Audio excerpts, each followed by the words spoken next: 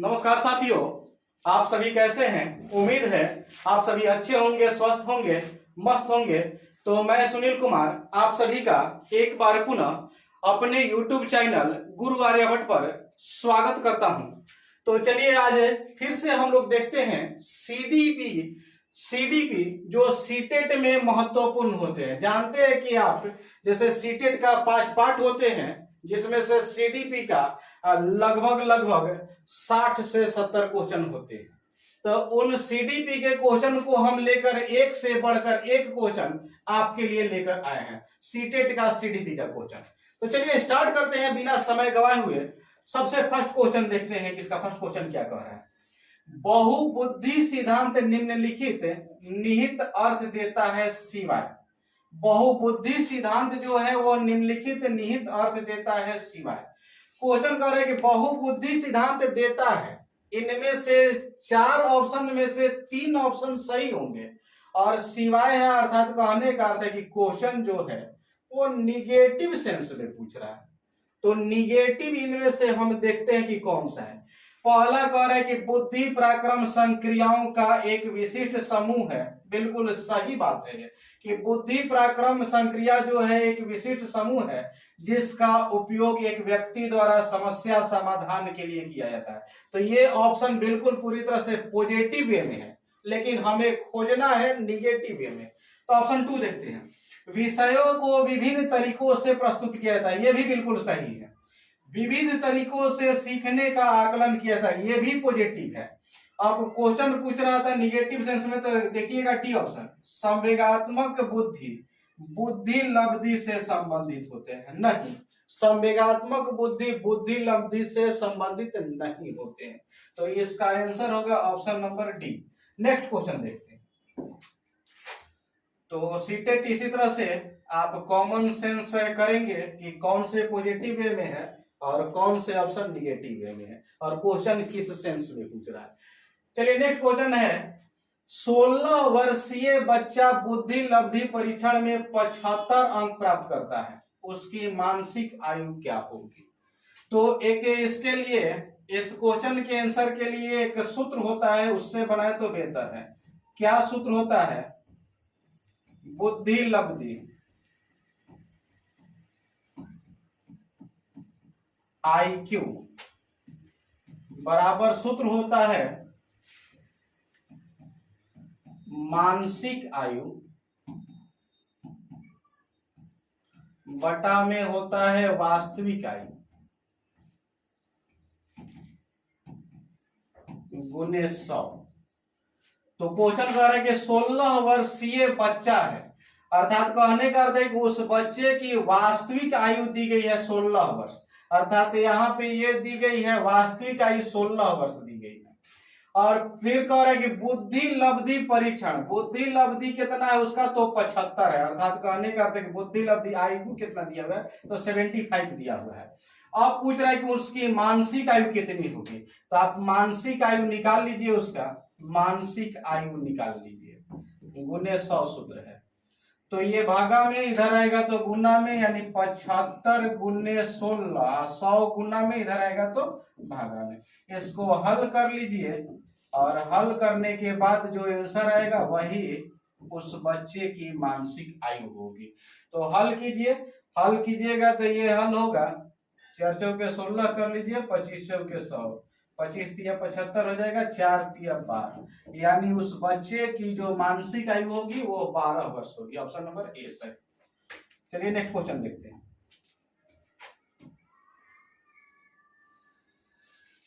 Next question है, निम्नलिखित में कौन सा सीखने के लिए अधिकतम रूप से अभिप्रेरित करता है? जैसे कोई बच्चा है, सीखने के लिए अधिकतम रूप से उसे प्रेरित करता है, क्या प्रेरित करेगा? तो सीखने के लिए बच्चा में उसका जिज्ञासा होना चाहिए कि नहीं हम सीखेंगे, उसमें अभिरुचि होनी चाहिए और उसमें व्यक्तिगत संतुष्टि भी होनी चाहिए। तो देखते हैं कि इन सभी बातों में से कौन से बात है इसमें। सबसे पहला है लक्ष्य को प्राप्त करने में, लक्ष्य को प्राप्त करने में व्यक्तिगत संतुष्टि, बिल्कुल सही, यही आंसर होगा इसमें कि लक्ष्य को प्राप्त करने में व्यक्तिगत संतुष्टि होनी चाहिए, व्यक्तिगत रुचि होनी चाहिए, व्यक्तिगत जिज्ञासा होनी चाहिए। नेक्स्ट क्वेश्चन देखते हैं, क्वेश्चन नंबर 4। भाषा में अर्थ की सबसे छोटी इकाई है, तो भाषा में अर्थ की सबसे छोटी इकाई रूपिम होती है। भाषा अर्थ की सबसे छोटी इकाई रूपिम होती है। नेक्स्ट क्वेश्चन, बुद्धि लब्धांक सामान्यतः कह रहा है कि रूप से शैक्षणिक निष्पादन करते हैं, तो उच्च रूप से, यहाँ पे उच्च होगा, देख लीजिए, सामान्यतः उच्च रूप से शैक्षणिक निष्पादन से संबंधित होते हैं। नेक्स्ट क्वेश्चन, क्वेश्चन नंबर 6 पर है, सफल समावेशन को निम्नलिखित में आवश्यकता होती है सिवाय। अब फिर से कह दिया सिवाय, अर्थात कहने का अर्थ है कि क्वेश्चन निगेटिव सेंस में ले जा रहा है। ये सफल समावेशन के लिए तो कह रहा है सबसे पहला ऑप्शन क्या, अभिभावकों की भागीदारी, ये तो सक्रिय भागीदारी होनी चाहिए, तो पॉजिटिव आंसर है। कह रहा है क्षमता संवर्धन, ये भी सही है, कैपेसिटी बिल्ड करने की उसमें क्षमता होनी चाहिए। यदि आप सफल होना चाहते हैं तो उसमें क्षमता होनी चाहिए, कैपेसिटी बिल्ड करने की उसमें क्षमता होनी चाहिए। संवेदनशील बनना, बिल्कुल सही है, संवेदनशील। और फिर कह रहा है पृथकरण, तो पृथकरण जो ऑप्शन देख रहे हैं ये निगेटिव सेंस में, कि पृथकरण नहीं होना चाहिए। पृथकरण मतलब अलगाव नहीं होना चाहिए। सफल समावेशन के लिए अलगाव से क्या संबंधित है, तो आंसर होगा option number D, negative sense में था। चलिए नेक्स्ट, क्वेश्चन नंबर 7। विद्यालयों में नियमित उपस्थिति के लिए वंचित बच्चों को प्रोत्साहित करने का निम्नलिखित में से कौन सा तरीका सर्वाधिक उपयुक्त होगा। जैसे विद्यालय में नियमित बच्चे उपस्थित नहीं हो रहे हैं, तो उसके लिए एक शिक्षक होने के नाते आप क्या करेंगे।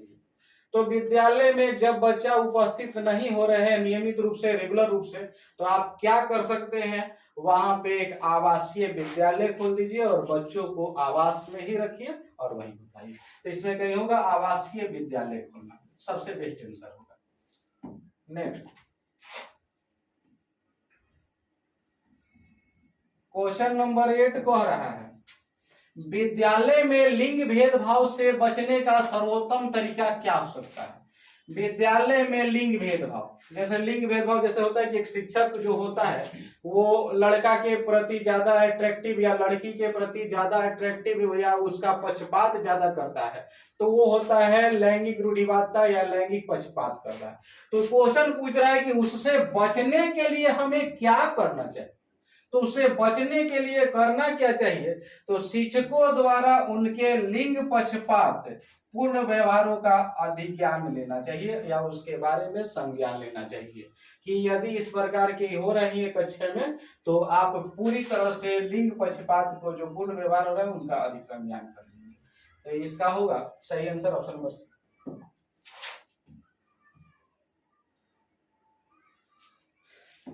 नेक्स्ट क्वेश्चन है, प्रतिभाशाली विद्यार्थी होते हैं, तो प्रतिभाशाली विद्यार्थी में बहुत सारे गुण होते हैं और उन गुणों में से पूछ रहा है कि इनमें से कौन सा गुण है।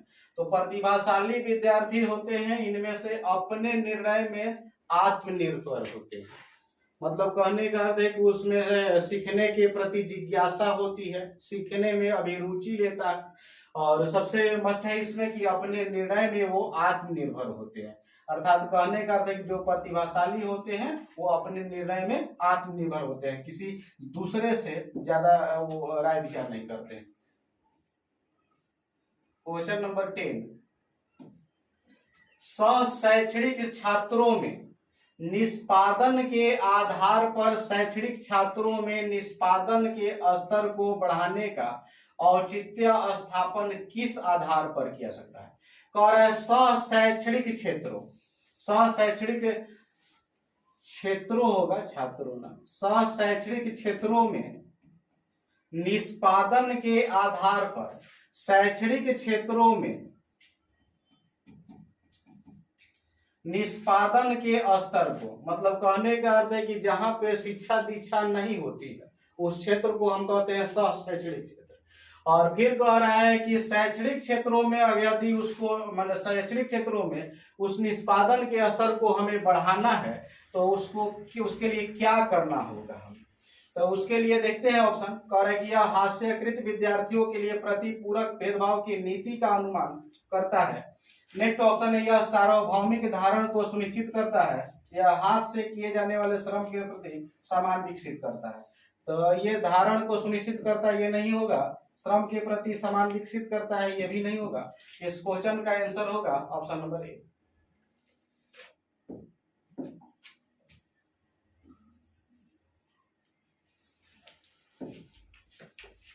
चिंतन के सूचना प्रकरण सिद्धांत में से निम्नलिखित चरण आते हैं। चिंतन के सूचना प्रकरण का कुछ स्टेप बाय स्टेप आता है, जिसमें से ये पूछ रहा है कि सबसे पहले कौन आते हैं और क्रम से हमें बताते रहिए।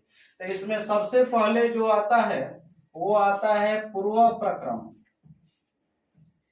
पूर्व प्रक्रम, और चलिए ये हो गया, नंबर फर्स्ट पर रहेगा ये। और पूर्व प्रक्रम के बाद आता है श्रेणीकरण। श्रेणीकरण अर्थात ये वाला दूसरे नंबर पे। इसके बाद आता है प्रतिक्रिया चयन तीसरे नंबर पे, और प्रतिक्रिया क्रियान्वयन चौथे नंबर पे। तो इसको क्रम से सजा लीजिए ऑप्शन के अकॉर्डिंग। ऑप्शन में पहले ये वाला, अच्छा ऑप्शन में मिस्टेक लिखा हुआ है, नीचे ऑप्शन है सर,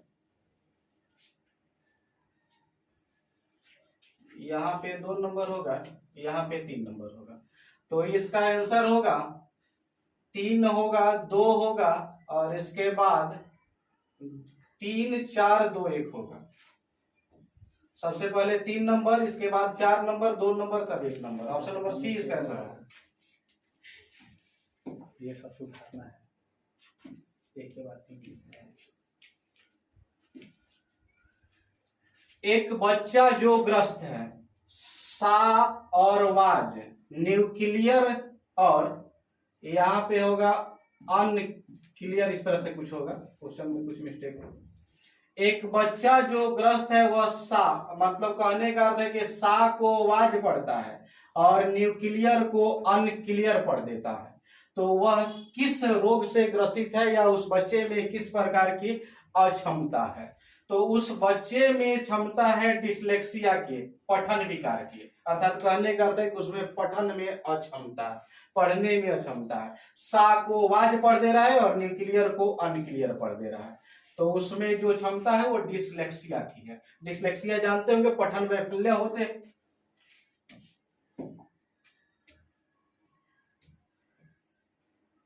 क्वेश्चन नंबर 30 करे सीखने संबंधित निर्योग्यता सामान्यतः, सीखने संबंधित निर्योग्यता सामान्यतः किसमें पाई जाती है। तो कह रहा है कि अधिकतर उन बच्चों में पाई जाती है जो शहरी क्षेत्र की अपेक्षा ग्रामीण क्षेत्र में नहीं। इससे कोई मतलब नहीं है, शहरी क्षेत्र के बच्चे हो या ग्रामीण क्षेत्र के बच्चे हो, सीखने की जो प्रवृत्ति होगी लगभग सब में समान होगी। उन बच्चों में पाई जाती है विशेषता जिनके अभिभावक इस प्रकार की समस्याओं से ग्रसित होते हैं। बिल्कुल सही, कि सीखने संबंधित निर्योग्यता जो होती है उन बच्चों में पाई जाएगी जिनके माता पिता हो सकते हैं कि माता पिता इस समस्या से ग्रसित होते हैं। अर्थात कहने का अर्थ है कि सीखने संबंधित निर्योग्यता जो होती है वो आनुवांशिक एवं पर्यावरण पे होती है। यदि मान लीजिए उसका जेनेटिक प्रॉब्लम ठीक नहीं होगा, जैसे उसके माता पिता कमजोर होंगे पढ़ने में, हो सकता है, तो हो सकता है मे बी पॉसिबल कि उसके बच्चे भी कमजोर होंगे। तो यही होगा, उन बच्चों में पाई जाती है विशेषता जिनके अभिभावक इस प्रकार की समस्याओं से ग्रसित होते हैं। नेक्स्ट क्वेश्चन,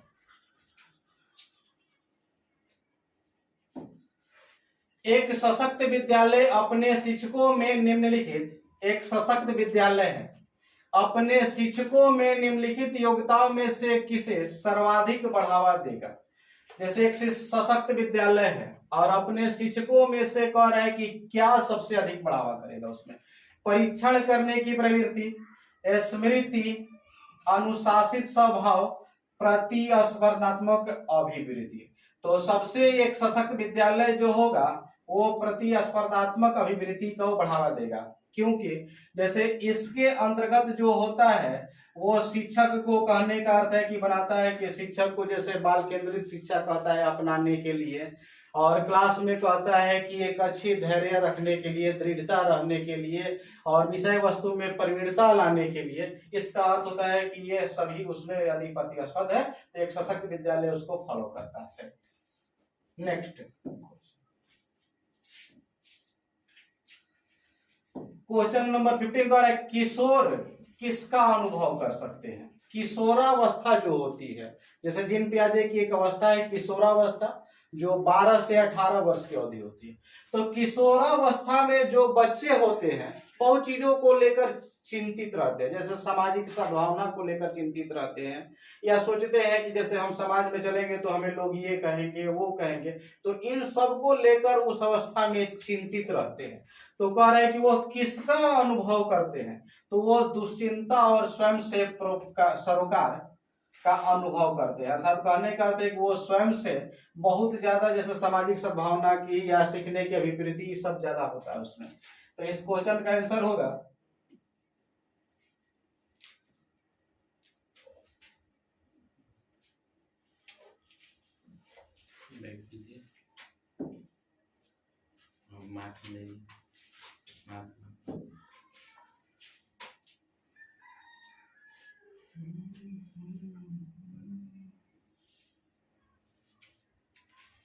तो इस क्वेश्चन का आंसर होगा ऑप्शन नंबर सी।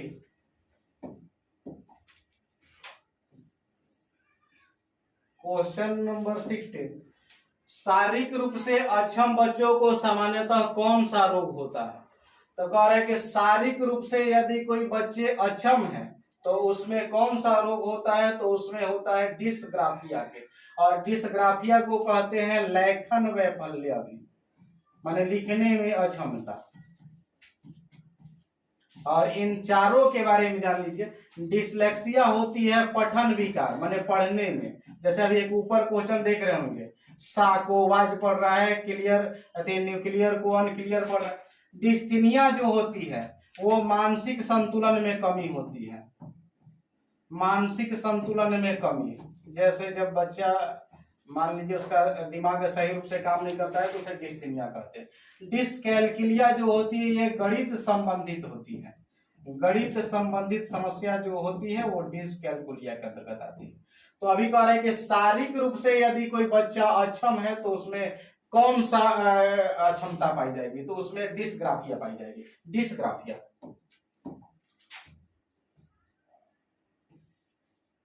क्वेश्चन नंबर 17, आंशिक पुनर्बलन सतत पुनर्बलन की अपेक्षा अधिक प्रभावी होता है। आंशिक पुनर्बलन जो होता है वो सतत पुनर्बलन की अपेक्षा अधिक प्रभावित होता है। Answer B.